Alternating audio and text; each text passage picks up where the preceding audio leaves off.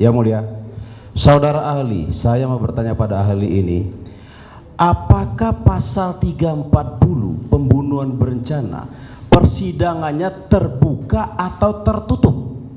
Terbuka mesti. Terbuka semestinya. Iya. Kalau ada terjadi persidangan, ini terjadi nih pada pada yang sudah terpidana sekarang, tertutup untuk umum. Bagaimana terhadap perkara itu? Itu melanggar hukum acara. Gini, dakwaan itu berbagai macam, ya. Ada pembunuhan, tiba-tiba ada perkosaan juga. Mohon izin yang mulia, pengalaman saya lama menjadi auditor militer. Kalau kasus itu bersamaan, kita buka pembunuhannya dulu, yang mulia. Untuk pemerkosaannya baru kita buka, kita tutup. Itu yang mulia. Pengalaman saya sebagai auditor militer, yang mulia. Tanyakan ke ahli, bukan ke saya. Nah, ya enggak, tadi mau izin. Tadi yang mulia mengatakan itu memang ada versinya, ada bisa tertutup. Tidak. Kalau untuk 340, sepengetahuan saya harus terbuka. Mesti terbuka. Sementara untuk yang terpidana sekarang ini itu tertutup. Itu satu. Saya nanti minta tanggapan dari saudara ahli. Yang tertutup tadi apa? Pasal 340 pembunuhan berencana. Iya. Berarti persidangan itu satu tidak? Enggak, Salah. sampaikan ke ahli dakwaan yang mulia. dalam persidangan itu Izin yang mulia. tunggal 340 atau Oke, yang mulia. Izin yang mulia. Yang mulia. Mohon izin.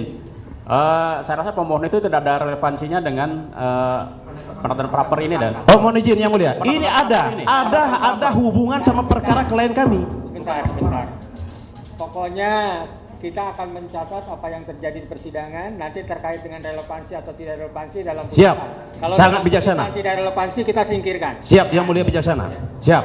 Tapi juga harus tidak keluar kemana-mana ya. Tapi ini yang mulia ada hubungan sama perkara klien kami. Klien kami di ini. Oke, yang mulia. Iya. Baik saudara ahli. Ini di dalam putusan pengadilan, saya sebutkan namanya.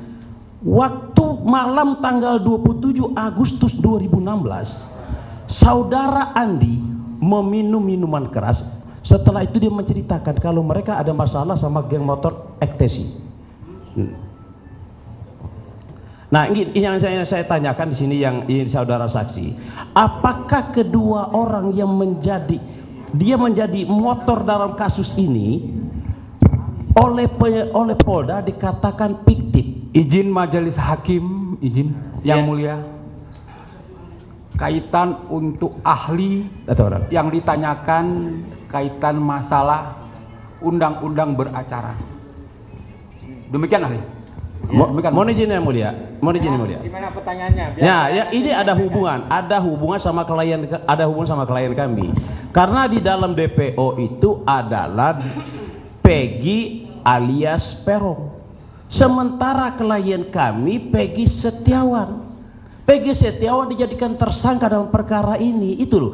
Sementara dua orang yang menjadi proaktif dalam perkara ini dikatakan fiktif. Nah, ini saya minta kepada saudara ahli, bagaimana tanggapan dari ahli terhadap perkara ini? Jadi kalau misalnya kedua yang DPO tadi sudah dibilangkan fiktif, berarti itu berkaitan dengan ajas kausalitas von Bury. Berarti salah penilaian dari penyidik sampai dibilangkan itu fiktif. Jadi penetapan sebagai DPO itu otomatis salah. Kenapa dia sekarang bilangkan fiktif? Jadi penetapan dia sebagai DPO awalnya itu sudah punya kesalahan atau legal prosedurnya salah yang dilakukan oleh penyidik. Jadi begini yang saudara saksi, yang saya tanyakan, saudara ahli, ya. Berarti kalau dua orang yang berperan dia melakukan pemerkosaan, ini dalam putusan pengadilan saya baca, ya. Dia yang sangat berperan di dalam itu dikatakan fiktif, sementara Peggy Peron hanya katanya menusuk menggunakan samurai, dan penyebab kematian bukan hanya karena samurai. Berarti saya katakan, berarti ketiga orang tersebut adalah fiktif dong, tidak usah dipermasalahkan lagi. Gitu yang saya tanya, gimana menurut ahli? Jadi kalau misalnya kedua DPO tadi dibilang fiktif itu, yang satu lagi, yang ketiga Peggy Peron, itu kan mesti kita uji dulu bahwa itu apakah izin yang mulia atau tidak. Ya. Izin yang mulia, yang ditanyakan kaitan ahli pidana. Ya, ini ya, terkait dengan pendapat ahli dalam hukum hukum acara pidana itu tidak mengikat ya, tidak mengikat. Kalau setuju silakan diambil oleh para pihak dan juga oleh hakim. Kalau tidak setuju ya kita abaikan. Ya.